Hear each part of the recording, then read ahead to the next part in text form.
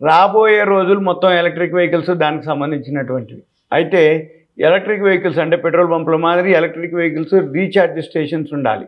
ఈ video electric vehicles mega charger hub ఒకటి టాటా వాళ్ళు ఓపెన్ చేయడం జరిగింది. అది న్యూస్ అన్నమాట. ఎప్పుడైతే ఈ ఎలక్ట్రిక్ వెహికల్స్ వినియోగాన్ని పెంచాలి అనేది ప్రభుత్వం యొక్క ఉద్దేశం, లక్ష్యం. అయితే వీటిపై అవగాహన పెంచేందుకు సెప్టెంబర్ 9న అంటే వాళ్ళ 10వ తారీఖు సెప్టెంబర్ 9 నిన్న అంతర్జాతీయ ఈవీ దినోత్సవంగా నిర్వహిస్తున్నారు. సెప్టెంబర్ 9 ఈవీ ఎలక్ట్రిక్ వెహికల్ సంబంధించినటువంటి అంతర్జాతీయ ఈవీ దినోత్సవం అన్నమాట.